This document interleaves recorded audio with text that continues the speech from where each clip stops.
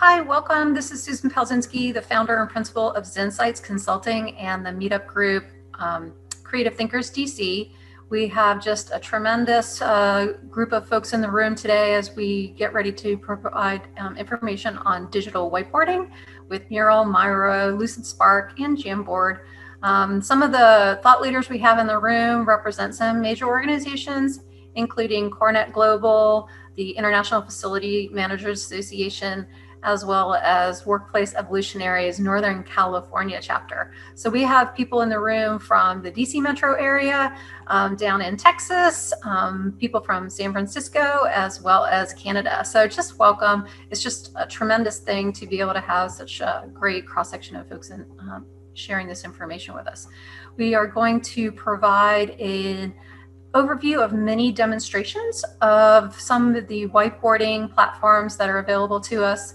Just a really great opportunity to share some tools for folks who are design thinkers, agilists, some of the creatives in the industry with workplace strategies, and those who are doing types of brainstormings with their teams. So welcome. The digital whiteboarding event, we really try to look at it through a user experience or a facilitator's experience lens.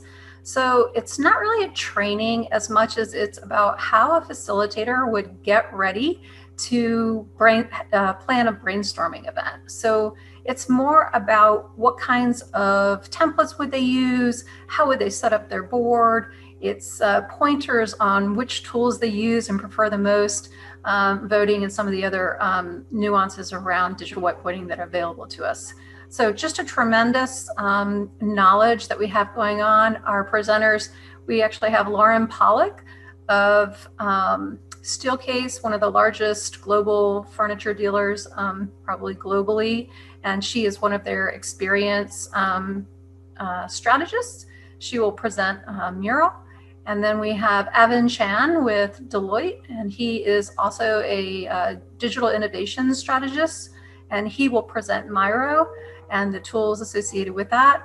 And we actually have Emily Jensen, who's with Lucid, who is an enterprise engineer for that group, and she's going to present on Lucidspark and the tools and capabilities there. And I will be presenting on Jamboard, which is a Google product available to most folks, and how that can be used for small groups for design thinking and iteration. And I look forward to getting started here. I also want to say thank you to Hector Del Castillo for co-hosting and being the one who will help us record the event, reading the text, and really just being a great facilitator so that we get our questions answered and we're just flowing easily through the event space today. He's the Chief Product Officer and Professional Trainer of Bold PM, and he's just been gracious enough to be able to co-host with us today, and so we really welcome him here. And for now, I will pass it to Lauren. Hi, everybody. I'm Lauren Pollack, and I work for Steelcase in Washington, D.C., and I do a lot of work with workplace experience. And during the pandemic, I've taken on some design research and I've taken on some facilitation. And so naturally, I started using Mural, which is our enterprise platform. And I find that I use Mural in 3 different ways. And so I'll kind of walk you through what I do in those 3 different ways. I use it for collecting and synthesizing research. I use it for facilitating with internal and external groups. And then I also use it for one-on-one coaching and personal reflection. And so I'm going to go ahead and I'll share my screen and I'll walk you through how I get started. Okay, so when you enter Mural, you're greeted with your desktop. Right now we're in my personal room, which means that these are murals that only I can see. I can share them with teammates as well, but I'm able to create things in here just to get started. So sometimes I'll just start throwing ideas in. There's also rooms that I share with teammates. And so these are places where we're putting, murals that we're sharing together, or it might be a specific project or type of facilitation that we're doing that is all shared in one spot. When I'm creating a new mural, I'm making a choice if I'd like to work from an existing template or if I'd like to create a completely blank mural. One thing I like about the templates with Mural are that it kind of becomes a training tool as well. And so you can see that Mural has this outline that helps me walk through the template, and it gives me instructions of how to use it. So I'm going to go back now and, well, I guess I'll talk a little bit more about the templates. They're templates for all sorts of ways that we tend to work, whether it's design thinking, agile, project management. And often I'll choose to use a mural if there's a specific, or a template if there's a specific type of session that I'm planning to have and it fits. Otherwise, I might just create a blank mural and start to pull in templates and frameworks. So when I go to a blank mural, I'm able to change the title of my mural, and I'll start to pull in text, and I'll start to pull in sticky notes. And this is the most basic, but the most important, probably what I use the most. What I love about Mural is that I can jump right in, and I don't need to reconfigure the navigation to really fit how I like to work. The Post-it notes multiply by double clicking, and they're populating what it's nearby. So it makes it really easy for users to come in and interact with it that way. The mural is a specific size. So it's this size, and I can use that if I'm formatting in a specific way for a workshop. But as my ideas start to grow and as my content starts to grow, I'm able to enlarge the mural to whatever size I'd like. So that's always helpful when you feel like you're running out, and then you can add on. There's all these wonderful shapes and connecting lines that I use when I'm formatting the mural to maybe create a title block or to create spacing between the different sections. There's awesome icons that I'm able to use to clarify or to kind of notate what I'm thinking in different areas. There's also wonderful frameworks, including containers. And so as I'm brainstorming and I'm starting to collect different items that are unified, I might use a container so that everything can move around together.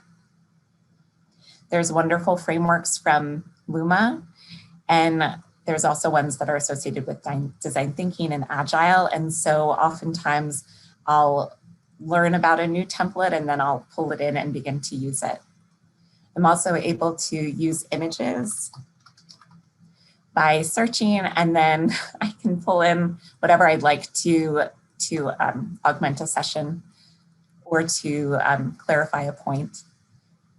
One of my favorite new tools is a content library. And so in the content library, I am creating my own formats, things that I use often, and then I'm able to pull them into any session. So things that I'm using often, they exist in my content library. So everybody has their own content library. And so a neat trick I heard to share the frameworks with other people is to have a mural that's called frameworks that you can use with a teammate so that you can always be updated and then pull them in. I'm also able to pull in files, which I'll show in a little bit. And then if you're so inclined, you can also draw in the mural. I'm going to go back now and I'm going to show you a mural that I've been working in to talk a little bit about facilitation. So when I'm facilitating a workshop, specifically if it's for a group of clients or people who are not familiar with Mural, I might send them a video of how to use Mural to help them feel a little bit more comfortable. But once we start the session, I usually start out by doing a few activities where I've distilled the main activities that somebody is going to have to do to contribute to the workshop. And that is what we're sharing and practicing. So I'm not expecting anybody to understand the breadth of how to use Mural. We're just sharing like 3 things that they'll need to do. So I'm going to go ahead and I'm going to talk about those activities. So usually people are going to need to learn how to use sticky notes. And so we'll do an activity that we're sharing how to write in the sticky notes, how to move them and create more of them. With sticky notes, you can always change the color and shape and size, which is helpful because as you are synthesizing and putting together information, you might decide that you want to differentiate and change it up that way. And so that's helpful too. So people experiment with that. And then another activity that I do is to move voting dots. So I might ask people, what's your favorite dessert, or what are you feeling like snacking on right now? And so they're able to practice moving those into position. And those activities get us ready for the meat of the workshop. And so in this case, it's a floor plan review. And so I've pulled in my file and I've locked it up tight and made sure that it's sent to the back so that I can begin to have everybody vote on what they'd like to keep, remove, or reconfigure by moving the voting dots over into the area. I'm actually sitting in this office right now in our DC showroom. I've made sure that everything is transparent. So you can write notes, but you're not covering anything up. Or you can also denote space in this way. I know that Susan was experimenting with using this like trace paper and drawing over top of it. I also really enjoy having a note section so that I can just take notes right here. It's visible to everybody. And so as we're going and somebody's like, oh, I don't know if that is how I meant that, then it's right there. And that's one of the best parts about visual brainstorming and using tools like this is that everybody can see what's going on so the output can be enhanced. So the way that Mural differentiates is with facilitation superpowers. And so Mural is really intended to be for facilitation. So it makes it really easy for users to access. You can share the mural by inviting people who are part of your organization, and this creates ownership and they'll be able to access it. You can also send out visitor links, and this allows people to join for a shorter amount of time, and you can manage their access. And when people enter the mural, they just have one click in order to get in. So they don't need to register or have a clunky sign-in process. So people tend to enter happy because it wasn't challenging for them to get in. And then once they're in, they're able to navigate without having to change a lot of settings to be able to pan and zoom using their mouse or their keypad. So like a lot of the other facilitation tools, Mural has a timer. It also has a super lock. So I'm able to keep things locked, or I can lock it in a way that nobody else can unlock it, which might be helpful if you have curious entries on your workshop. Another thing I can do is I can summon all the participants to me. And this I think is really helpful because we're so used to sharing screens on Teams or Zoom. And so you're used to being where people are talking. And so it's really easy on a giant mural to get lost that you're still in the last section and they're talking somewhere else. And so summoning allows everybody to come to me. People can also choose to follow me if they'd like. And it's kind of like riding a train or a metro that you are kind of jumping on the train to follow me. But then as soon as you get out and start to interact with the mural, then you'll lose that connection, but you can always get it back. There's this wonderful outline feature, which I think is super helpful for a few types of uses. So it could be really helpful if you were having a self-guided workshop where somebody was going through and they would know how to interact with each of the sections. I also use this for ease of facilitation, so it's less scrolling and jolty as I'm going through. And then you could also imagine using Mural as a presentation tool. So like how you might have used Prezi in the past or PowerPoint, you can imagine kind of going to each of your sections to present. There's also voting sessions, laser pointers, and my new favorite thing is that I can celebrate. So I mentioned that, that I use Mural for research. So this is kind of an example of how I might do that I'm opening a mural, I'm dumping everything in my brain into the mural, and then I begin to separate it into areas. I might be working on this with a team where we decide that we want to use a certain framework. And so we bring that in too, we start working on it. And then you can pull in articles and it comes up, the links come up really showing, so it's easy to talk about them and what you're reading. And then this is an example of how I might have a session where perhaps we're talking about hybrid work. And then we begin to separate it into containers by affinity. Here I'm showing how I've used an icon to denote an area that I want my teammate to take a look at. So when she enters the mural, Oh, I moved everything. When she enters the mural, she'll see this star and she'll know to zoom in here and begin to add some thoughts for me. Another way that I use Mural, as I mentioned, is for personal growth and one-on-one coaching. And I found this to be a really effective tool because in the past I would do this in person, but there were a lot of people that I wasn't able to work with because of the distance or timing. And so Mural has allowed me to hop in quickly with people. And because of the way it's so easy to use and navigate, it's easy for people to get in and start using Post-it notes on their own. With some of the other tools, I had a bit of a challenging time and I would have to type for them. And so I also I like this as a reflection tool. So sometimes I'll do a reflection about how a project went, how things are going, or anything. So Mural really has become an extension of my brain in that way. And I like to coach my team to find the way that Mural is going to be most helpful to them. I think a lot of people feel intimidated about, I'm not facilitating, so I don't need to use Mural or that sort of thing. But I think there are a lot of ways that people extend their brain, whether it's in a journal or a whiteboard or across your desk in Post-it notes or on PowerPoint to pull together ideas. And so there are so many ways that Mural becomes a really effective tool. So that was awesome. We are starting to get a couple of questions. Feel free to add your questions to the chat and we're going to head ahead and start to convey those over to Lauren. One of the questions or comments was, can you please describe how to insert links, YT videos, articles onto the Mural board? And also, can I insert links into files from SharePoint or Google Docs? So the links are added just by copy and paste.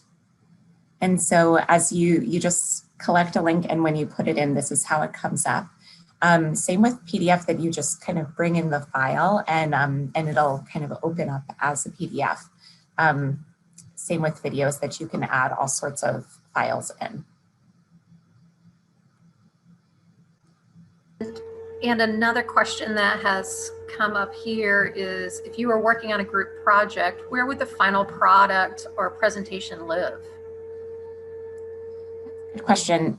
So a lot of times, for example, with a research project, we had a gigantic mural where we were collaborating and thinking about our ideas, but then we came out and we created another mural that was more buttoned up, that had our presentation ready to go. And so we just created just a secondary mural that it wasn't linked to the other mural, it was kind of just adjacent, but in our shared room. How about, there's a question here that says, how about any tips on retaining participation? And maybe that means that people get lost or don't feel like they're, staying up to speed or what have you. That's a really good question. So one way, of course, was summoning. And so, I think that that's helpful to make sure that people are where you are and being really sensitive of that lag. I also encourage people to, if they feel more comfortable following along via Teams and putting notes in the chat, or shouting out, then I tend to do that too. So as a facilitator, I'll also be taking notes for people who are sharing things. And I'll usually ask one of my teammates to be monitoring the chat for me. Another thing that I do, I forgot to mention that you can export. So I can export as a PDF or an image file or a number of other ways. And with this, I might create a snapshot of the entire board and share that ahead, or share that for somebody to look at if they're unable to be in the mural, so they know what we're talking about. So I just try to be very sensitive, because the purpose is to get information from people. And so that's why we try to keep the asks really simple, but also giving them other tools to be able to interact and still have their voice heard. Yeah, so the next question, that was great. I answered one of the questions here about the JPEG or a PDF, and then you can drop that down and create that and send that to your team. One question here is there a limit to the number of people or the users who can be in or on a mural at any time? That's a wonderful question. I don't know that there's a limit. I've been in murals with a lot of other people at the same time. And another facilitator tool that you can have is to hide everybody's cursor. So when you have that many people, they aren't all over the place. And I think the subscription that you have limits that some. So you can buy a subscription in Mural that might be from 1 to 50 people. Or you can buy one that's from like 1 to 100. Or if you're an enterprise kind of client, you know, you go talk to the software folks and ask them how to create an account that does the things you need it to do across multiple offices or across the globe. Yeah, there's some people who say limit is 100 before it starts to lag. And that's a thing that we noticed actually when we were doing some co-learning. We had several people in the group. We were doing Zoom. We were using the board. And then we tried to open a couple boards at the same time, and the screen froze. So you do have to be a little bit cognizant of your Wi-Fi and bandwidth capabilities. And if you've got all these people on video and in a mural at the same time, it does challenge systems. So it is something to definitely keep in mind. It's a great question. And I know we're going to do Miro coming up real quick. Evan's going to be on deck. Any last questions for Mural with from Lauren?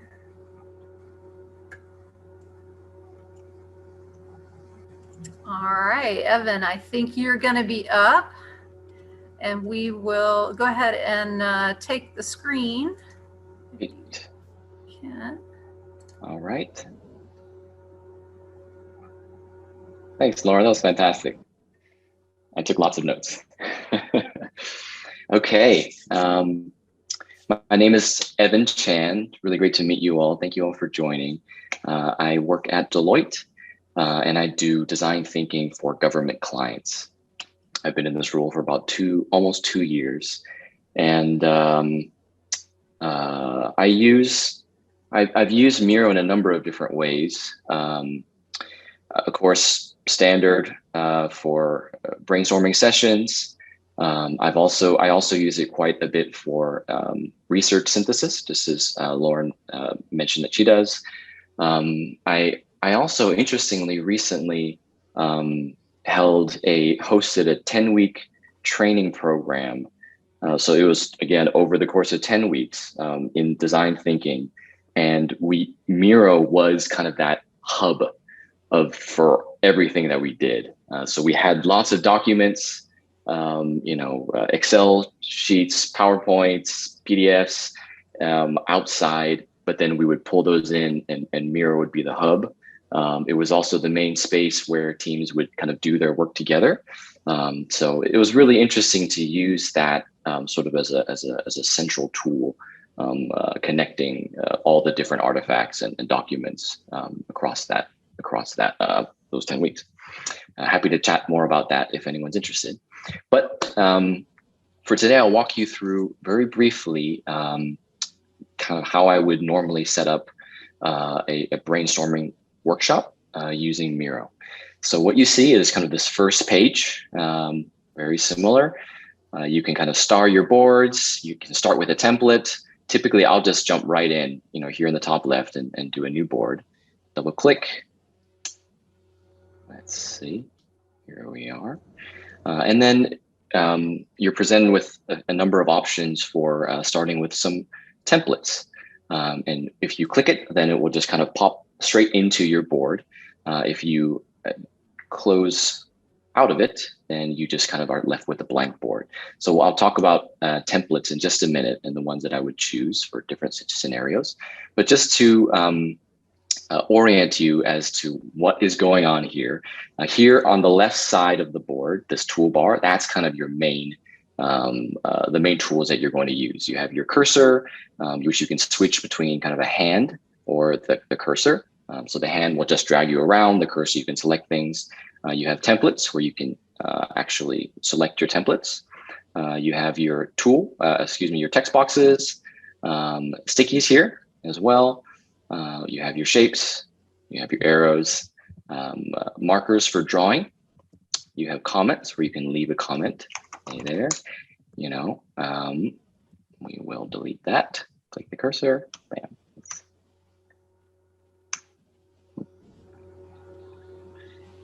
You have your frames, which we'll talk about in a minute. And then you have a number of these interesting tools here, which are actually customizable. This is something that's really interesting.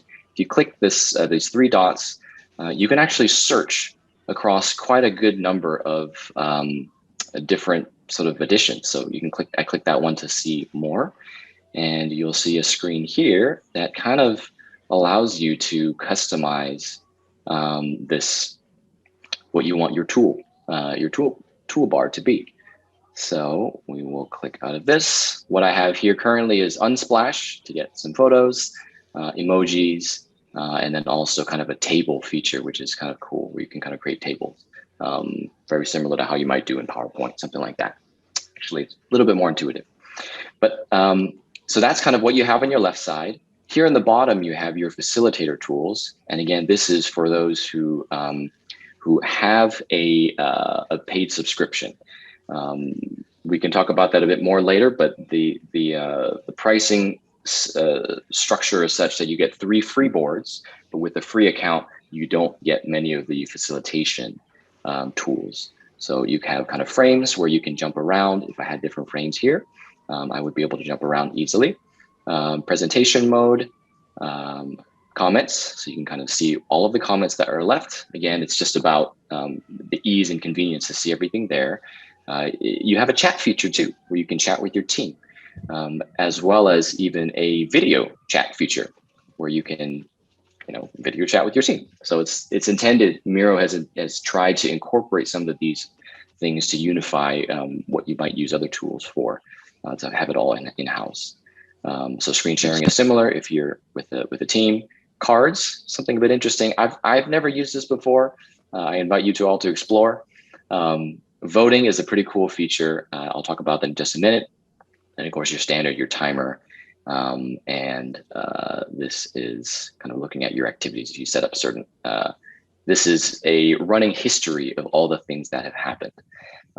Talking about the different types of accounts. If you have a free account, you're anonymous. So, you won't be able to see who did, whatever activity it was, adding something, changing something. If you create an account, then of course, then in this activity history, it will mention who did it. So that's something interesting for teams working together, more so teams than for kind of a facilitation event. Okay, so that gives you a bit of an understanding of the space. One thing I typically like to do when I start a workshop is I love to kind of have a space to welcome everyone. Of course, if this is a 300-person event, probably wouldn't have this. But if it's something more in the space of 5 to 20 people, it can be really nice to, excuse me, clicking the wrong thing.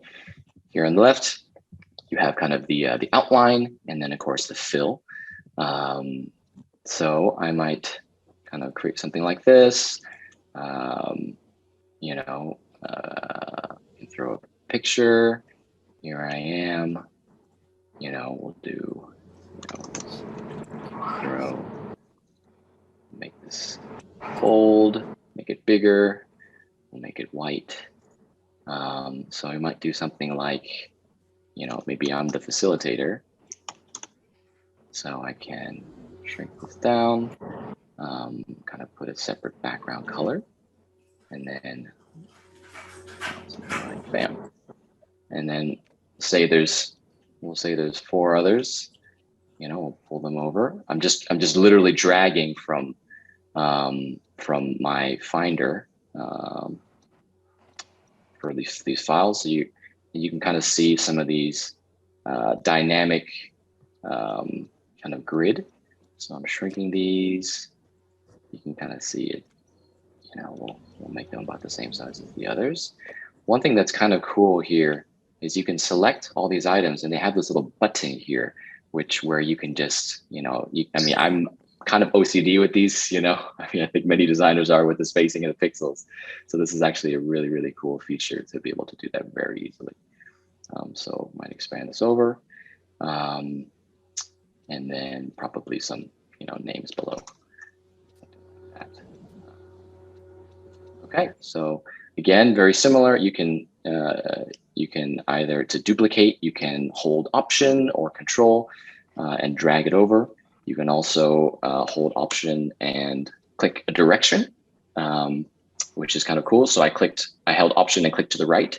So, it duplicated to the right. You can also, I clicked for it to go down. It goes down. You can also do Command or Control and D. So that will also duplicate it. So plenty of different ways to easily duplicate something. Okay, so then, this is kind of nice. I can also, just as Lauren mentioned, with dragging something in, I can easily just copy and paste something. This is my LinkedIn profile. You'll see it pop up. I literally just, copy and pasted the link, so, maybe I would have this instead of the image, if you feel that's more appropriate. Yeah, so anyways, let's see. So grouping, you can group things together easily. You can kind of see here's align objects, very similar to how PowerPoint does it. You see now they're aligned. You can also group them by clicking this. Of course, hovering over, you see the tooltip and it tells you can do Command G to group it, etc. Let's see what else. Oh, one thing that was really cool, that was key for the workshop the training program that I did. As I mentioned, we connected a lot of different documents. So, perhaps there's some pre-work or some documents that you would send people beforehand. So, here is that thing I sent you last week that you definitely read beforehand. So you can kind of put it over here. And then what you do is hit the 3 dots and you have link to, or you can also do Command K. So I'll paste in a link from Teams, because we kept all of our documents on Teams. So I'll put this in here, confirm it. And then what happens is you end up seeing this little icon here in the corner. So you can click that. You can kind of see if you can see my cursor, I'm not sure if you can see. If you click on that, it will take you immediately to that document. So you're able to kind of have, a thumbnail of whatever documents you're wanting to have here, and then easily a way to access that right from here. So I didn't even bother sending people, the folders and look here, having like a Word document with an inventory. I just literally had everything here.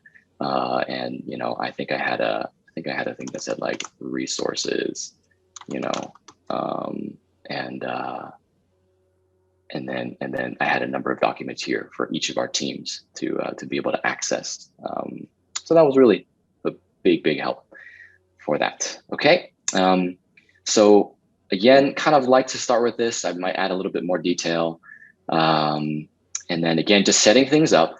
It's great to have a, let's see, kind of have a list where you have the purpose for the meeting.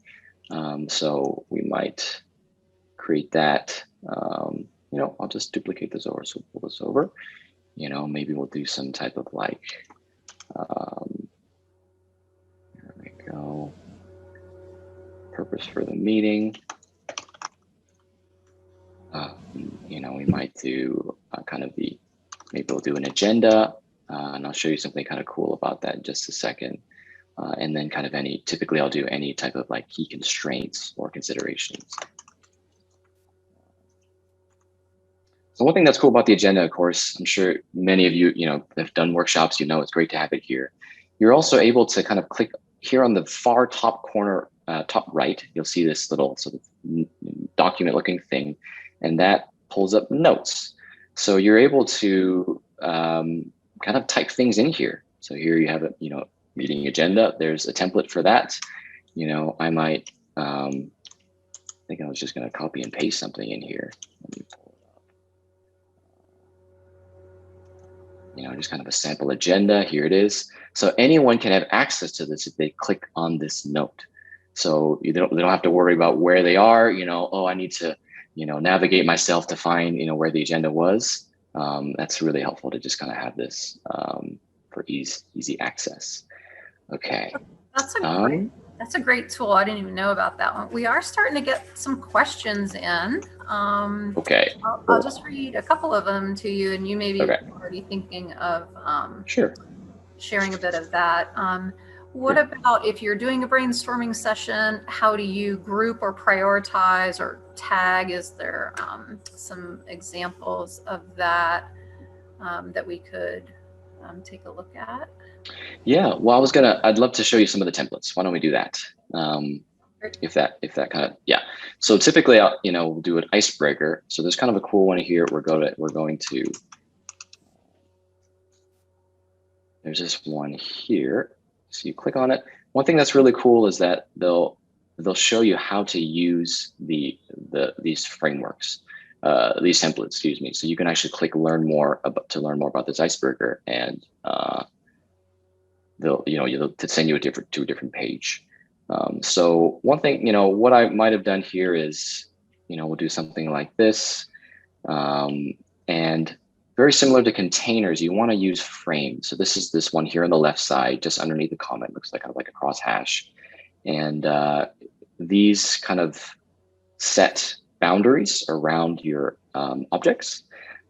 So we can call this icebreaker.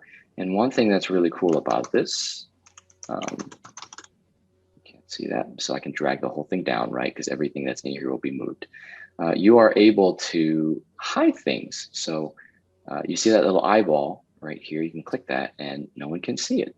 So for example, we might do a quick welcome. I don't want people to be distracted by other content. So maybe we'll do, and then it's time for the icebreaker, click this, bam. You got these 4 people, each person has their lane, or their column, and then you're able to have this together. Yeah, very much as Lauren mentioned, you want to lock everything. That is really a big headache if people, stuff gets moved around. But looking at a few of I know I'm taking a bit too long, jumping to a bit of the templates. There is a template for if I'm doing kind of general brainstorming, I might do crazy eights, which is really, really simple. Actually, you have to go to a different page to download this, but it will pull it into your space here. It's literally just 8 boxes. It's really simple. So that would be sort of general brainstorming. I love to use one called kind of random words or images, just to provide some stimulus for brainstorming. So I might, pull something from Unsplash. I think Lauren had a volcano. So, here we go, pull it in, resize it, and then just kind of have a space for people to work, a few different images. There's also people are wondering how you do crazy eights remotely. Yeah, so that's that's actually something I wanted to mention, which is the difference between doing group activities versus individual activities, and then you come together. So crazy 8 is definitely something where we would do more individually. So I might create a space for someone, so we'll do something like this, and then maybe we'll maybe this is my space, whatever, so then that provides someone a place to work. So I might do something like I have a few different images here, pull one into your space, just as if I were to do it in person, I would do it that way. And then I might have a few sticky notes kind of ready here, for them to work with. These are a bit large, excuse me. You can change the size, you can click size, and it changes the size. So you can do small, medium, or large, or of course you can kind of custom do it. Again, you can I want these a little bit closer. Here we go, make them a little closer. So I might do some starter space, and then shift to maybe what we might do is have them, choose their top 3 ideas they'd love to share. We'll pull them into a separate space. Everyone put your ideas here in this box, and then we can do voting. So the way voting works is like this, right? So we'll do idea voting. Then you put a boundary around kind of what you want people to vote on, and it will capture all of the objects in here, whether that be, actually I need to pull a few different, whether that be an image or, or a sticky note or, any type of object. And then here we go, here it is. What's cool is you can actually save it for later. So you can, you can do, I want this to be 10 minutes.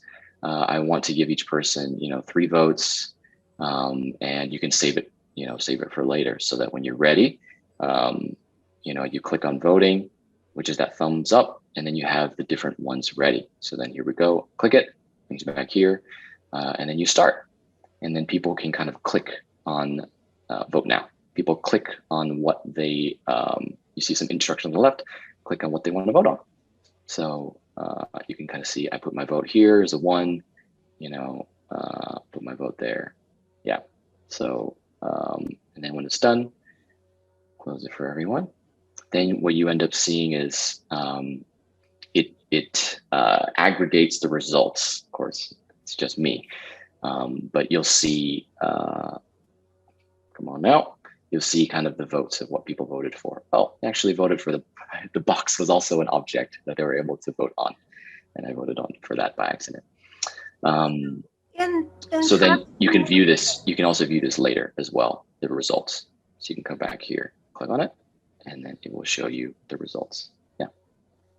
Thank you, Evan. In like 2 minutes, how would you, like if you were doing some strategy, something, and you were gonna save that as a document or send it to your team, how would you show us a little bit about how to send that to a place? Yeah. Even just the first 2 steps. Yeah. Yeah, really, really straightforward. You just do a frame, which will kind of be the boundaries for what you want to save. And then you kind of click up here, here the toolbar for that frame. You click the more, and then you do export as an image. And you can do it as what size you want or PDF. So that's basically how I would do it. Frames are really, really powerful. Again, clicking on, sorry, I didn't tell you what, this on the very bottom left, frames, you're able to see all your different frames. So this one I just created has no name. And then the first one that I created here is called Icebreaker. So you can easily kind of move between them. You can kind of see how it's shifting. Yeah, and they're the same, very similar facilitator tools. I think Miro came out with them first in terms of some of these options. So I can click on my little avatar in the top in the middle, and then I bring everyone to me. That's the same as summon, where it'll pull everyone to where I am. So if people are getting lost, you can kind of bring them all back together and exactly find where you are. That's exactly great. Yeah. That was awesome. Any last things? I think there's one question about how many people can actually use it at the same time. I don't know if you have had any, capacity issues as, getting a large group to collaborate all together. Yeah. Any limits on that? I don't know. The groups that I've worked with have all been under 50. The top was around 50. So I'm not sure, but around that mark, we've never had any issues in terms of lagging. Great. Awesome. All right. Thank you.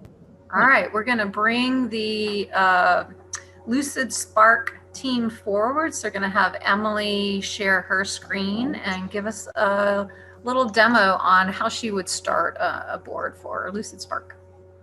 All right. Can y'all hear me okay? Yes. Okay. So this screen here, this is called the My Docs page for Lucid. So this is where you can access all the documents and boards you've created, all of the boards and documents that have been shared with you, pretty standard stuff. So getting started in Lucidspark, you're going to want to go to this plus new button here, and you can either start from a blank board or from a template. Lucidspark has a bunch of templates just built in. You can kind of peruse through the left side here and see if there's anything that sparks your interest. Or if the built-in templates don't necessarily cut it and you find yourself reusing the same meeting agenda over and over again, you can create custom templates. So if you have a specific retrospective that happens every 2 weeks, or maybe if you have a roadmap meeting that occurs pretty frequently, you can convert that board to a template and then reuse that without having to duplicate or copy paste anything. You can then share those templates with your team as well, so they can then utilize your work. So this team templates, these are all templates that my personal team has created and then shared with me that I can now use as a jumping off point. And then this last section, this corporate templates. Corporate templates are available to everybody within your org by default. So the main difference between team and corporate templates is that team templates you share with a specific group or a specific individual, whereas corporate templates will be available to everybody. Usually I see this used most frequently with like branding guidelines or color schemes or something like that, where there's specific guidelines set forth by the company that they kind of want to propagate through the org without needing to share with individuals. So I'm actually going to go ahead and start from my own personal template. That's a design retro. And you'll kind of see out of the box, I have a couple of containers and there's some, standard facilitation tools and standard boxes on the left here that will that give out some, some design functionality. But before I go ahead and invite users into the board here, there's a couple things that I like to do as a facilitator. So the first thing that I like to do is go to the team tool section here, and then I like to turn on collaborator colors. So what this is it assigns everybody who comes into the board a unique color, and my shapes, my stickies, my freehand drawing will all default to that color. And it just makes it a lot easier to determine who's added what to the canvas after you're kind of going through and synthesizing your information. And you can always change your color too if you'd like. The other thing, oh, go ahead. Does the system decide that, or do you have to allocate that before you start? The system will decide it, and then you can override it if you want. Awesome. The other thing that I like to do is I like to add an agenda and some notes. So in this notes section here, this is available to everybody in the document, and you can kind of see the agenda items, and the facilitator can cross them off as you're going through the agenda. So if someone comes late or just loses focus for a little bit, they'll be able to come in and see where the meeting's at without needing to bug another person or bug the facilitator. So now that I'm kind of ready to share my board here, I'm going to go ahead and navigate to this sharing menu here. So first, it will prompt you to rename your board, and then you can go to this advanced menu to get a couple different sharing options. So I can either share this with a group of people like my team, the solutions team here, or I can share with an individual like Neil here, who's my coworker, and I can change what permissions I'm giving them on this board. So I can give them full edit and share access if I'd like them to be able to come in, collaborate, and then be able to subsequently share this with other individuals. Or I can restrict it to edit only access or just comment, just view access here. You can also generate a shareable link as well. So if you wanted to just drop an email or a link in a chat or a link in an email or something like that, you can generate a shareable link. And this is also where you'll find an anonymous guest link. So similar to Miro and Mural, you'll have the option of generating an anonymous link to get users who are not licensed into the product and utilize. So it looks like a couple of my team members were online, and they're going ahead and adding stickies as we're going. I can see that they're online both by their cursors being flying around the canvas here, as well as their avatars up top here. So if I wanted to see, what Neil here is doing, I can click his avatar, and I'm now following his screen here. So if Neil zooms in, if Neil pans around, my screen is going to look exactly the same as Neil's looking. And you can also call others to you as well. So if I click this little I button and call others to me, same thing's happening. As I zoom in, as I zoom out, they're looking at exactly what I'm looking at here. So as I'm going through this, I'm probably wanting to go over some instructions on the facilitation. My team didn't get a ton of instructions, so they're going a little bit nuts in the document here. But if I'm going through a formal brainstorming session, what I'd probably do is go to this presentation builder here. So I've made a presentation directly in Lucidspark of what the instructions are and what the next steps are. So I don't have to make a PowerPoint. I can just do it all in Lucidspark. And if I go through and present here, it'll take me through all of the steps with my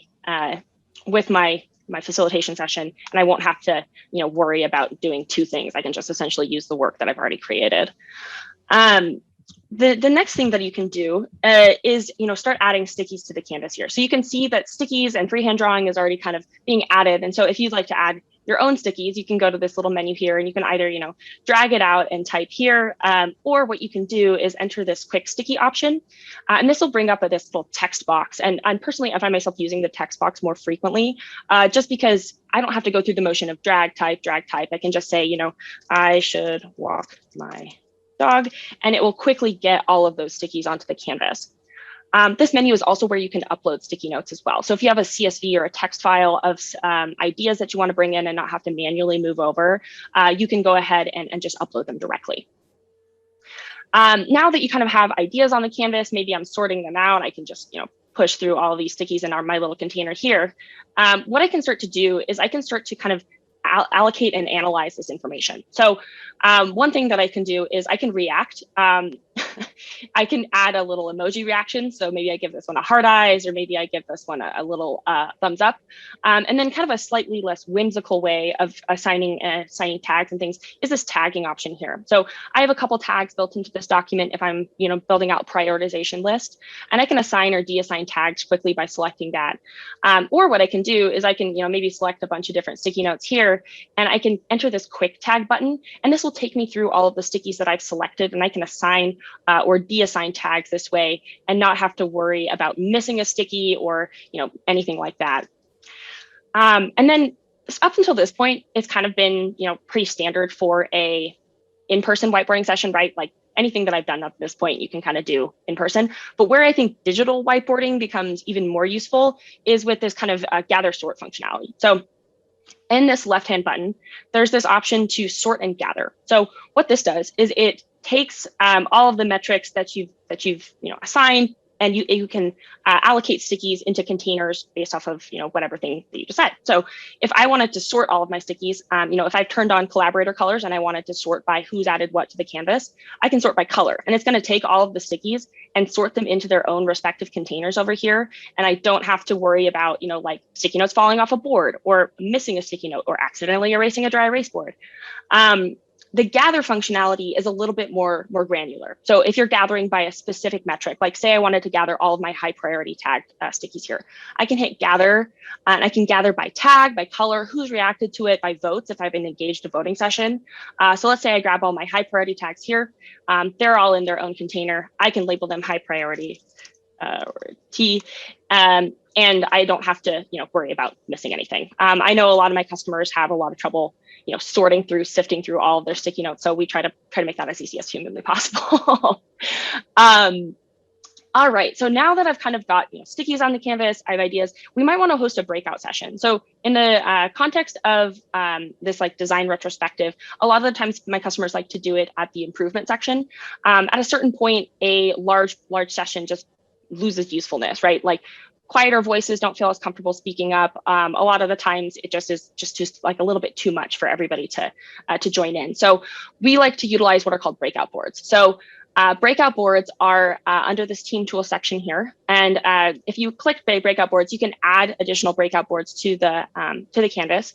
Typically, I use this and just say, join whatever breakout board your Zoom room assigned you to, or anything like that. And I go ahead and start this breakout session. Everyone will now be able to join those breakout boards. And if I jump in here, I can start to have a smaller session within my larger session. So if I start to, add stickies onto the canvas, I can start to draw. I can see that I've got, my friend Alice and my friend Emily over here. They're going to go ahead and add some things here. Maybe mark it up, anything like that. And as a facilitator, I can see who's in which board. So I've got Alice, I've got Emily, I've got Neil in this board here. And once they stop, or once the breakout board is over, maybe you want to be able to kind of bring everybody together and have a larger discussion. I can unhide this container here, and I can start to just drag out the breakout room contributions directly onto my main canvas and not lose any of the work that happens in those smaller sessions. And then when I want everybody to come back, I have this option as a facilitator to call back, and you'll see all of the people now get yanked into this main board, and we'll have that large discussion. I don't have to, pop into each individual rooms here. So there is also a Jira integration as well. I know I'm running close to time, Susan. I'll be quick here. So our Jira integration functions in a couple different ways. You can either import existing Jira issues, or you can convert stickies to Jira issues. So if I bulk selected these stickies here, and what I can do is maybe I didn't actually select them. Apologies. What I can do is right click, and then you'll see there's this option to convert to Jira issue, and it will, have me assign a project. Maybe if I wanted to put it in this demo project and then the issue type. And as I convert them, it will take all of these stickies and then convert them to Jira tickets. And that sync is bidirectional as well. So if I make changes in Lucidspark, those will be pushed back to Jira and vice versa. If I make changes in Jira, those will push back to Lucidspark automatically. And those will retain the tags as well for allocation purposes. The other kind of Jira integration that we have is a data matrix. So if I go in here and hit import Jira issues, you do have the option of doing a JQL query. So if I say, assignee equals Emily Jensen for my assignments, so if I could spell my own last name, and then hit search here, I can see all of the tickets that I have, and I can click all of them and import them. Oops, I didn't hit import to make sure. Apologies. It's a fairly new feature. So assignee equals Emily Jensen, advanced search, boom. And then click here, import into matrix. And the nice part about the matrix versus just individual tickets is that it will give you a, oops, I didn't hit it again. Anyway, it'll give you a multi-dimensional swim lane. So you can see like what's completed, what has left to be done, what's in your backlog, et cetera. I think that is my time. I apologize, Susan. What questions have been rolling in from the chat? Yeah, no worries. While we read through some of the questions, one of the questions that I've seen come up is how to turn the grid off. I know that sounds like a small detail, but maybe go ahead and share that information for this recording as well. Yeah, all your board settings are under this three-dot menu, so you can show your grid or hide your grid this way. You can also, spell check if you'd like to have spell check there. Great. How about in terms of exporting out, if you want to do that as a JPEG or capture a portion of this? Do you want to share a little bit about that? Yeah, so you can export in a variety of different formats. You can export your slides to PDF. You can export a CSV of all the shape data, including vote information, as well as just standard image formats. The more kind of export that I recommend typically to customers is actually to our flagship product, Lucidchart. Typically, most of the time, I find that a lot of the friction with online whiteboarding comes from taking something that's more free-flowing, more ideating, and making a more permanent artifact. And that's kind of where Lucidchart comes in. Lucidchart is much more of like a Visio replacement. It's a much heavier duty diagramming tool. So you can make process flows, you can assign data, you can do BPMN documents, that kind of thing. So I see export to Lucidchart used the most frequently, but we do have all the supported images formats as well. That's awesome, and super fast and succinct. So I know some of the charts or the templates you can add on the fly. How do you lock, what's the right sequence for locking them or having them to stay grouped so that you can resize them such that they don't have kind of a kit of parts issue as you're setting those in place? I'm not sure I understand the question. Is it how do you lock things out as you're going through the session, or do you lock things out as you're sharing? Like what's kind of what's the goal there?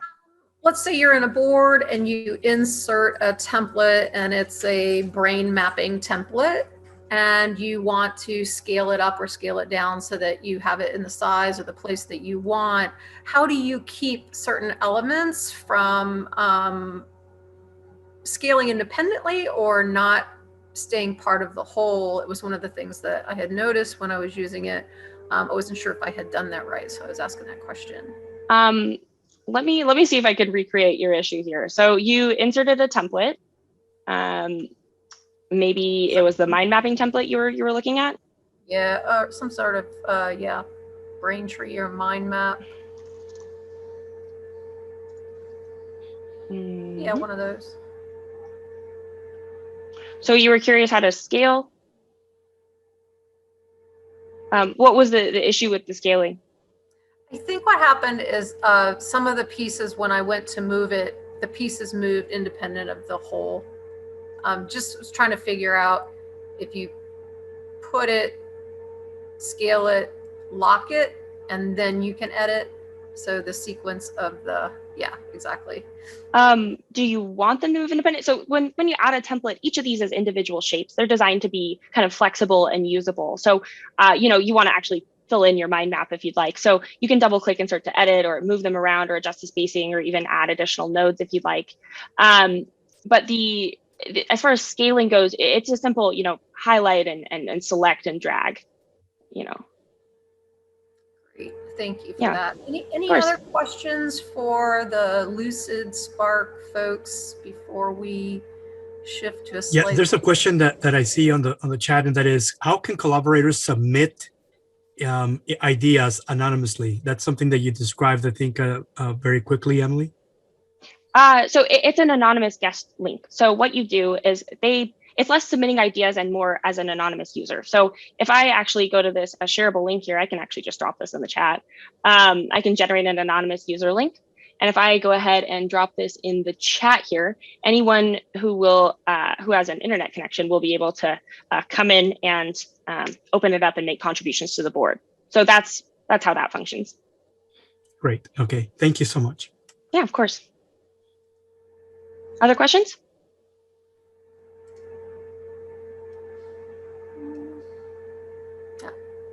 I'm looking at the chat. I think we covered pretty much everything. There's one question about how to use this effectively for retrospectives. Mm-hmm. Just in general? In general, yes. Okay. I think a lot of it depends on your internal processes. So if you have an existing retrospective process, you can adapt it to just being, a virtual event. Typically, I would recommend relying heavily on the gather and sort functionality, as well as the breakout board functionality, because those are kind of the two things that you can't do in person really well. It's very straightforward to make a smaller group session and, analyze that information. As like a bit of background, I used to be a consultant, so we did a lot of retrospectives, and the bane of my existence was trying to sort through sticky notes. I worked in Florida. It was humid. Sticky notes would fall off the board all the time. It was awful. So I would recommend utilizing those functionalities very heavily. Great. All right. Thank you so much. Of course.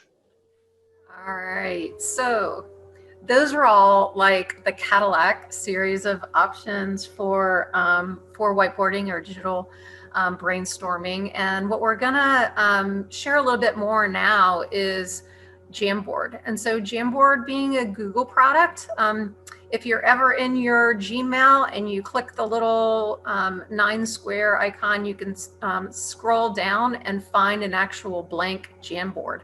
And that way you can actually start with a blank page or develop a series of kind of template boards on your own if you wish. This particular one, I went ahead and had it as a blank, so you could use various things. You've got a pen you can use. You've got the eraser if you don't want to use your back or redo buttons in case you put something on there that you want to erase. You have your ability to point to objects. If I had objects here, you have your sticky notes, which were pretty easy. You can kind of jump in and decide your color, and you can do, your idea one. It's obviously not as fluid as the other groups who can do like super fast ones, but if you are working with a team of folks who are not as technology savvy, who a lot of the big boards is just too overwhelming, and you've got a group of folks that you just want to do some quick sessions, it's not very complicated, you can bring them in here and they can learn how to type stickies very easily on their own. So you can change your color on the fly. You can click out of this. You can move your stickies around. It doesn't really group the stickies in the same way that the other ones do, but it is fairly effective if you wanted to bring some people in to collect some ideas together. What you'll notice about Jamboard is the page is really small. So it's really not quite the same way as a big, huge whiteboard.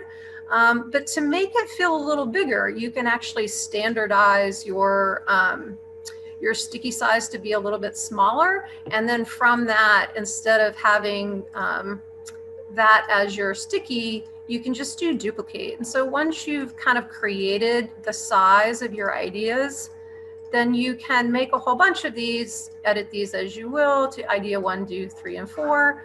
And then each person can have their own grouping of colors of stickies, and they can all be a particular size. That makes the board feel bigger than it is. And so that's one way to kind of counterbalance that. I love that feature of small, medium, and large stickies. So if Jamboard's smart and if they were listening, that would be a great idea here. The other things I might do is go and add some elements from a a collection of elements that I have. If I've got a group like this and I want to add something that's kind of customized, you can add something here. Through your icon, I set up a folder just of things that I had already pre-created. I made a map. You could have some of the people in your group talk about where they're from, give them a little tag. You can tell them to put that there. You can duplicate it. So you can have people from your group kind of identify where they are across the world. You know, someone's out there in California, and we know we've got someone in Dallas or somewhere. Okay, so you can add some of these customized pieces, but it doesn't have like these library that those other groups have of templates, but you can create your own if you need to do that. If you are going to do we're in the workplace world these days, so if you were going to actually do a session where you brought in a floor plan, so I'm going to move some things around a little bit. I don't know if we can group these. So grouping is not quite the same and complex as the other ones, but you can introduce a floor plan and a collection of stickies, and you might have stickies on one side that are, what do you want to keep? And so you might have over here all the stickies that say what you want to keep. You can use your pen to, you know, draw your arrows if you want of things. It's fairly intuitive and simple. The reason I'm even showing Jamboard is because some large organizations like IMF, some of their collab swear that this is the simplest thing, and sometimes they use that. The other thing that you can also use are shapes. So here's an arrow. Let's say you want this arrow to turn. Let's say you want the arrow to be a little bit smaller. Then you can add that to an area, and maybe you have a different shape that you want. Actually, I'm not sure why it's not clicking on that. Looks a little fussy. You can do your text that describes renovation ideas. And since we have a fair number of workplace folks here, you know, I can see where as people are coming into the back to work and identifying areas that people want to renovate, there might be some that are like, these are the areas we want to keep and these are the areas we want to renovate. Let's have a conversation about that. So I've seen that. There's also this little piece at the bottom that's called a laser. And so if you were just talking, if you're having a conversation, it's like, we really want to start to work on this area here. And then later on, we'll work on this area here. It's a laser light. It doesn't stay. So it's kind of a pointer that helps you have a conversation with the people that you're working with as part of the process. The other thing that you can do is, I actually have a couple of slides here. This lets you see all the slides that you might have done. You can open that up, close that. You can actually take and you can zoom out. It's not a great zoom function as far as I can see. 50% seems about right. You can actually take your board and duplicate your board. So if you, for instance, if you had an element that's sort of part of your brand element, you could select that, right click on that, duplicate that, create another board. Let's go back a little further, click on a board, right click again, and hold on a second, I have to go back and grab it.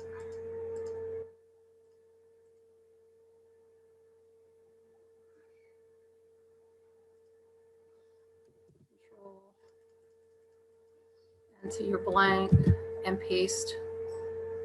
So if you had a branded element that you're trying to put on all your boards, you can create that as part of your library, and you can do the similar things of containers. So for sometimes in the ideation session, actually let me click out of this. Sometimes in an ideation session, you're gonna want to have different containers. Not sure why those are pale.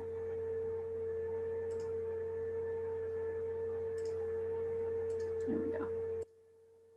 try this one. So if you were going to make some containers and say everything that you have on your new ideas are here, so that's a collection of your big containers. You can, and this is sort of just taking similar ideas where you might have a template for design thinking and how you can use Jamboard to kind of do the things that these other more sophisticated programs do, but in sort of a simple way. So let's say this is a container of your big ideas, and then it starts to funnel down, and these are more of your refined, you know, the desirability, viability, feasibility ideas start to refine down, and then you'll have your collection of prioritized ideas going forward. So you would just sort of mimic what you might do in other sessions. I'm going to go back to some of the, like, so you might have a history portion, and then some of your priorities. You might have a board that talks about your strategy, and maybe there's a Venn diagram, and maybe there's a couple of stickies that address each of those pieces. And again, you can draw an image and stick it in there. Or you can kind of try to create it out of the simple shapes that are here. The one thing that this doesn't do that I wish it did, well, there's probably many, is that it doesn't have the transparency of shapes. So for instance, this Venn diagram, you know, you could create it with 3 circles, but it doesn't have the transparency. So you're going to get overlap, overlap, overlap. So you can tell the system where you want them to be in terms of front to back. So you can give these order.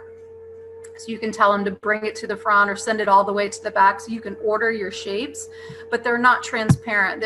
All the colors seem to be solid colors. And so the Mural and the Miro and the Lucidspark all have the ability to do transparency of forms. And I just find that to be really helpful, especially if you're going to work with a floor plan and you want to have some notes over top of that. It's more helpful. Here's another sample of like, how do you take some of these very standard shapes and use them in the same sort of brainstorming creative ways, having an idea, going from, you know, as is to be aspirational stuff, your ideas, and then having a kind of a container as an outcome for that. Same thing with your floor plans. And again, here is the example of the shape that I wish was transparent, because now you've kind of, you're overridden the floor plan, and so it's harder to see. And so I'm not sure, I'm kind of, since I'm sharing my screen, I'm going to stop the share. Yes, Susan, I do have some questions. First of all, how do you actually collaborate with Jamboard? Are you able to get several people to be working on a single Jamboard, or is it only where you're sharing and then you're back and forth sharing? Yeah, it's a great question. So hold on a second. I'll do this again.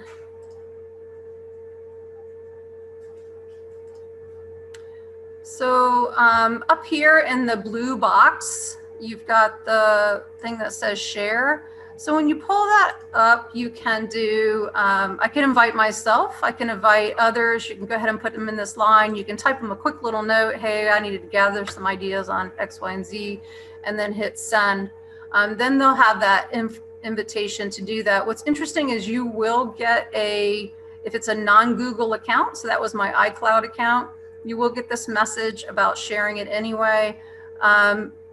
Just be aware, like, especially before you start any brainstorming session with a group, that you know which software products they're allowed to use. So there are, for instance, I collaborate with Capital One and they don't use Google products. So it's just something that you got to know in advance, so that you can, you know, be mindful of who your group is. That makes sense. Any other questions on that?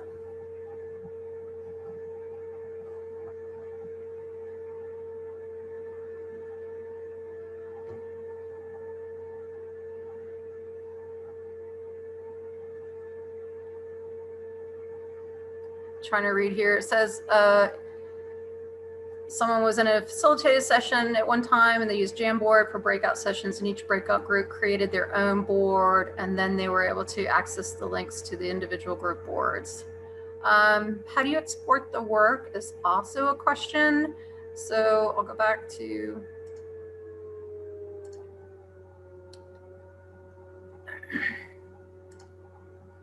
so there's some three dots by your share button here. You can download it as a PDF or save it as an image or do a whole export. As you'll notice, it saves it down here just as if you've sent it to yourself. This will eventually open into a crop, and you can crop it and save as and put it in your whichever file you want it to go to. It does take a little bit of time. I'm not sure how much longer. There it goes.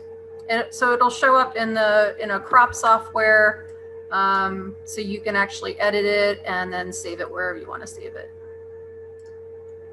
And Susan, do you have to have a Google account to access Jamboard, or can you do it without a Google account? I believe you do have to have a Google account to access Jamboard. It's a Google product. All right, thank you so much. Any other questions that are in the chat? I'll stop the share because I can't see the questions while I'm doing the share. We're almost. I don't see any more questions, but maybe there's some coming. The only thing I would say is, having done some learning sessions inside Mural, inside Lucidspark, I participated in the Miro session on one of Evan Chan's sharing through Design Thinkers. I do like the simplicity of Jamboard, but I like some of the other features that are just so powerful for design thinking inside of Mural and Miro and Lucidspark. The ability to quickly do the stickies, to have the templates available to you, to be able to really prioritize. And I think that's the super simple, the best piece that's important. So when I do what I call live capture, it's on paper, it's marker, whatever, it's all hand, and then you have to replicate that information, get it back to something that's in content form that you can share out to a larger group. That takes a ton of time. So the fact that you can do these on virtual platforms and it captures all that information, 80 people could be working on this at once and all their ideas are being shared together at the same time. That's really powerful. You can't quite replicate that in kind of the in-person style. So actually that kind of segues into the next really more open discussion that I've been pondering is like, how do we, so we really love these whiteboard programs. It's kind of been a really big aha for so many groups, whether they're nonprofits trying to figure out a new program, or if it's a strategy group, or if it's a corporate group or a sales team or business development. We're doing these workshops for all kinds of groups now. So when we get back to in-person, how are we going to collaborate across the digital platform and an in-person platform? And that's the question I would love to open to this room here. So feel free to, unmute. And if we run into a problem with too many people crossing over each other, we'll just raise your hand and we'll call on you then.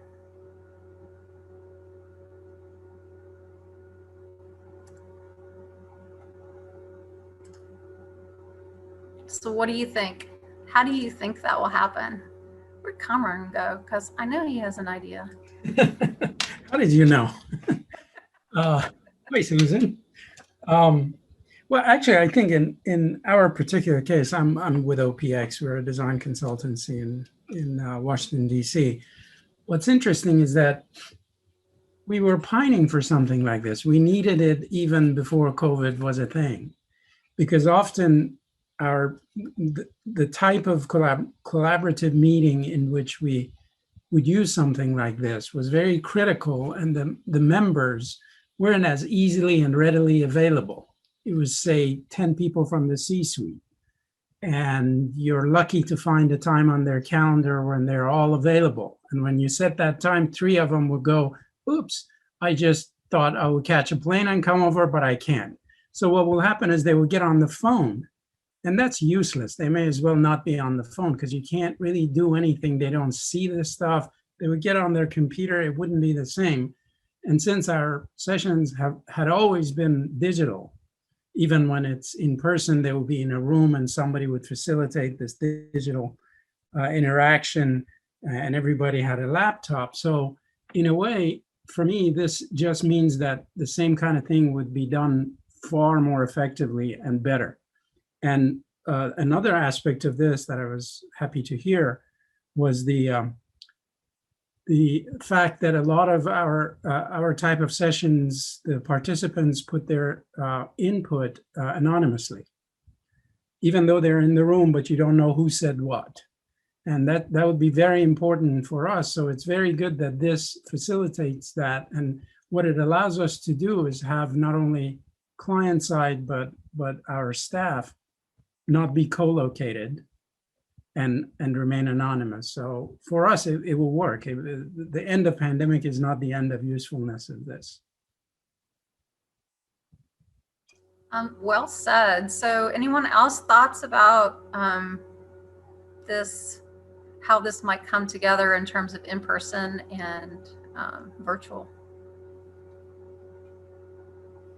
Susan, one of the questions that I saw, and I don't think we actually covered it, is there was someone that uses a tablet when they're presenting and just basically draw on the tablet so that everybody can see when they're presenting, and that audience can be hybrid. Some of them may be in a conference room in front of the speaker, but then others can also be remote by using that application. Do you know of which one of these actually may be a best fit for the type of application? So I think I'm not I haven't used Miro, so both Lucidspark and Mural can do that. And the iPad just worked with it great. You know, you can actually zoom in and track better. You can pan better with the iPad and with a touch screen computer.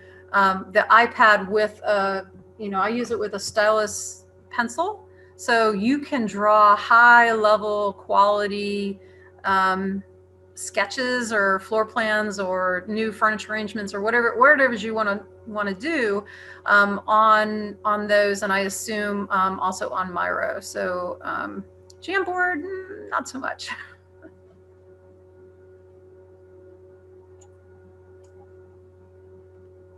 I would think that this is the type of thing that if people within organizations are trained across, so you have a common language that everyone feels comfortable with. The challenge is getting people to all feel comfortable. This is the type of thing we need to make it equal. So, everybody says the frictionless, the technology is either going to be the enabler or it's going to exclude people. So it's really critical to get the common language, the common platform that works for as much of an organization as possible to make it equal access. And then I think it's a huge enabler. And I would also say that for people with disabilities, I would just want to understand how inclusive it is. So that would be really an important thing to think about when you're looking at the technology, to make sure that you are not excluding anyone because the technology doesn't interface with whatever that, the audience may need.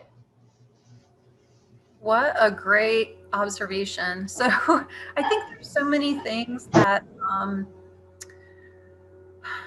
that this level of software helps solve, but also can create technology challenges for some folks, like they're just overwhelmed, or they can't zoom in and out, they can't pan, or they can't figure out how to be in the place that they need to be during the session. The summon commands help that, but I think if you're facilitating a session one of the very first things I would tell people is please have a mouse, because I was trying to do it with a trackpad in the Miro session and I just couldn't do anything. And I'm like, okay, I'm not technology impaired, but I didn't have the right tools. And so having your audience be prepared with the right tools to know how best to navigate the board is super important. If you have a whole room full of people who for them technology is terrifying, maybe Jamboard is the way to go, because it's simple. So there is a value to having a really simple way that people can be included and not feel stressed over the technology, if that makes sense. But I think that's a really good observation. I think the fact that you can type in text, or you can speak verbally, or you can interact and have your own voice on the form of a sticky. Someone said, like, what's really great, it's the great equalizer, because everybody's sticky is the same size. So, you know, the CEO sticky is the same size as the administrative assistant sticky if you're having that conversation. And so there is kind of a nice value to that. The other thing that you can do as a facilitator is what I do for to kind of level the playing field for the extroverts and the introverts is I will have a heads down portion of time and everybody writes their stuff down. And then I have the sharing time and we go around in the circle and no one is left out. Everyone speaks, everyone writes. It's a very inclusive methodology, but you have to build that into your facilitation process, or it's the ones who feel comfortable who bring the ideas forward. And that's not as inclusive as you would want it to be, but super question. Thank you. Susan, there's one other thing that comes to mind that, unlike my comment earlier or answer to your question, which was this remains useful, I think part of the challenge that we will have, though, would be that for participants, this is going to be very useful and pretty much no loss of any kind of ability to give feedback or disseminate ideas. For the presenter or the facilitator, it is a challenge, especially if you are doing more than merely guiding the group and basically recording this stuff. If you are giving feedback as an expert and you are reading the room and you feel the vibe, you have to control them the way we're all used to in what we do. That can't happen over Zoom. We all know that. So that's the challenge. So I think maybe the most successful version of this after the pandemic is a hybrid version. Some people in person and some groups outside digitally connected. I think that's right. I think we're going to want the in-person thing.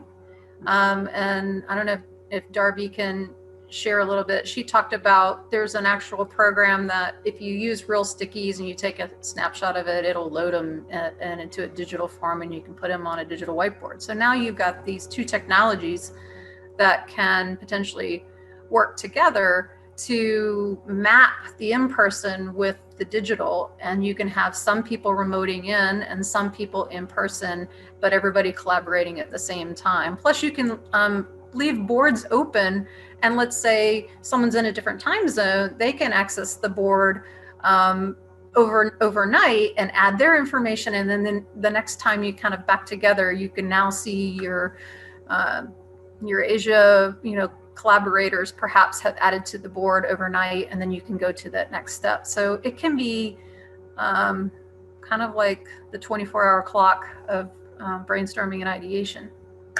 Yeah, actually, I want to make that point. I think David was also agreeing that hybrid is really the way to go in the future, in the next normal. And I think also that's why products like Slack have actually been getting a lot of adoption. If you're familiar with Slack, you can actually form groups where you can actually start breaking them down into smaller groups. And all of this is proprietary, for the company. You can actually do not just synchronous communication, but asynchronous communication. And so, you can collaboratively, a small team can work collaboratively in one time zone or one region of the world at a specific time, and they're creating a new version of whatever they have. then they'll pass it off. And then later on, when it's work hours during a different time zone, another set of teams, gets the handoff, and then now they contribute to that, and they're communicating each other asynchronously via Slack as well. I think that's the model, is that many of these tools may actually either need to integrate Slack or have something like Slack where they can actually start sending streams of messages that go along with, hey, today we did this, and now it's your turn to do the next step.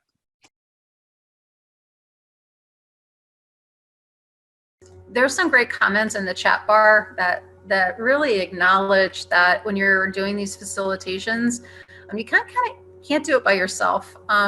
Having a good co-host or a good co-collaborator, co-facilitator is really important to virtual sessions. Someone who is checking on people who can't get into the session or run into a technology question or got lost over in the corner somewhere or whatever it is, making sure that those questions are being answered in a timely way or can bring them back to the group, because the person who's potentially in the middle of a facilitation, they're not seeing those chats and they're not going to know potentially who got lost or who had a technology glitch and then they got left behind. So David, did you want to share some of the comment that you had made earlier?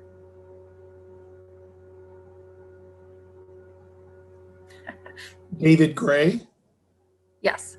I don't know if I have. Well, first of all, I just shared the Slack that we use for our mosh pit, which we've been lucky to have Susan and a few of you on it times in the past. And Jessica is going to tear up DEIB this Friday, and looking forward to that one big time. But we've created a Slack for it. And what we'll do is take the recordings, we'll take the chat, and we'll just dump it into the Slack. And then we organize the channels in Slack by the themes. And then when last year with the Washington, D.C. Workplace Evolutionaries, us Silicon Valley people were a minor role to what they did, a superb job, 3-part series. They filled that in. We put that into our Slack, and then now we'll change it after this Friday when we get an update from Jessica, what's going on with belonging and things like that. So Slack is really powerful, but I'll tell you, with all these things, you have to have, like you three of you were just pointing out, and you did a great job today. This is amazing to be ham and egging it for each other, to make sure that the questions are being fed, put back up front. That's really so critical. And I think that's with Miro, with all 4 of them, you really need both, right? Not people need to be encouraged to contribute, especially if they're typing or drawing. And so who's the main facilitator that can play secretary? We've done that before, and say, okay, if it's not anonymous, what are your ideas, everyone? And then the person that's comfortable typing in public can go do it if not everyone is comfortable. Hey, this is fantastic. Thanks for putting this on, Susan. This is I feel like I need to donate more than $10. This has been powerful for me. So this kind of concludes the first Creative Thinkers DC program. We really appreciate the demonstrators who did an awesome job on and like just crammed our brains with content. So may have to go back and reread the video and re-listen to some things to make sure I didn't miss some of the stuff that was on there. It was unbelievable, the tips and all that. Pam's got her hand up, so I'm gonna just call on her if she wants to say a shout out to anyone. Oh, I was reacting with some clapping, but I've already made my comments in the chat box, so I don't want to take up any more airspace. Oh, not at all. So, thank you for being here. We will try to I'm trying to plan my second event for Creative Thinkers DC. It's probably going to be August. I have in my head, one of the people that I'm mentoring right now is a UVA architecture and design thinking major. This is like a brand new major that exists just, I think, this year. I helped him find some internships, and he is a rock star. He happens to be on a team doing an internship with the Google Workspaces team, and I've invited him to potentially speak on that outcome in August. And so part of it will be young professionals' voices from Gen Z perspective, and obviously in Google kind of, language. So anyway, that's my next session that we're looking at. I don't have a date on the calendar yet. I'd love for all you guys to just share that around or hop in if you think that's something that you would be interested in later on. And I just want to say thank you for everybody who's here and our panel folks and being part of this session tonight. Thank you to everyone for joining us for Creative Thinkers DC and our digital whiteboarding comparison event. We would love to see you at future events. Check out the website and the Creative Thinkers DC on Meetup as well. Thanks so much.